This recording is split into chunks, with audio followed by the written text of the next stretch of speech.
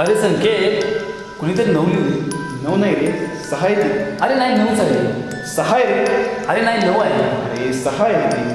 अरे मला माहिती आहे 9च आहे. नाही नाही 6च आहे तर. अरे तू काय सांगतोस, मला माहिती आहे 9च आहे. 6च आहे तर. नाही नाही संकेत, 9च आहे. नाही 6च आहे. गैरसमज, भांडण, नात्यामध्ये असणारा दुरावा, समाजात असणारा वादविवाद, दंगल, ह्या सगळ्याचे होण्याचे कारण म्हणजे एकच, मनुष्याची असणारी मर्यादित आकलन क्षमता. आपण नेहमी जग जसे आहे तसे बघत नसतो, आपण जसे आहोत तसेच आपण जग बघत असतो. ह्याला कारणीभूत असते आपली मर्यादित आकलन क्षमता. आपली आकलन क्षमता जर विकसित नसेल तर गोष्टी आहे तशा न घेता आपण नेहमी गोष्टी चुकीच्या पद्धतीनं घेत असतो. आपण अशीच माहिती आपल्या 5 इंद्रियांद्वारे घेतो जी माहिती आपल्याला हवी असते, पण खरी माहिती आपल्याकडून घेणे विसरूनच जाते. आपण नेहमी अशीच माहिती पाहतो जी आपल्याला बघायची असते आणि त्याच गोष्टीचा विचार करतो की ती गोष्ट खरी आहे, पण वास्तव्य काही तर वेगळेच असते. आकार, तीव्रता, स्थिती, नाविन्य, पुनरावृत्ती, हालचाल, प्रेरणा, आवड, गरज अशा अनेक गोष्टी आहेत जी आपल्या आकलन शक्तीवर प्रभाव टाकत असतात.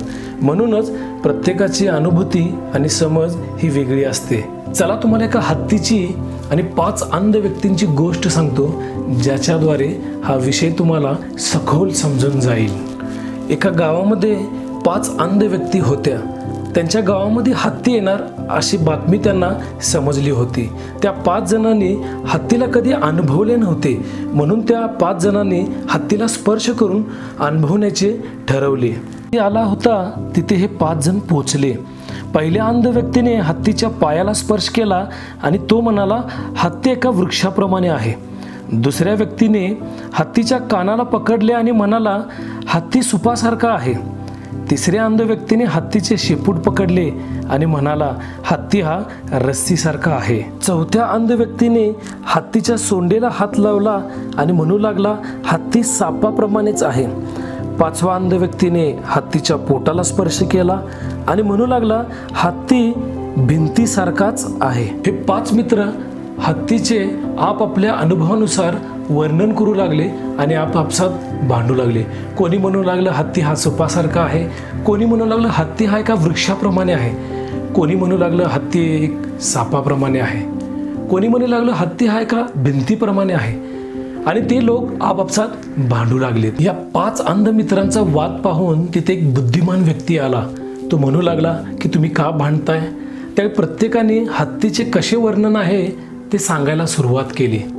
त्यावर तो बुद्धिमान व्यक्ती म्हणाला, अरे बाबांनो, तुम्ही 5ही जण बरोबर आहात, परंतु तुम्ही पूर्णपणे बरोबर नाही, कारण तुम्ही हत्तीच्या वेगवेगळ्या बाजू स्पर्श केला आहे.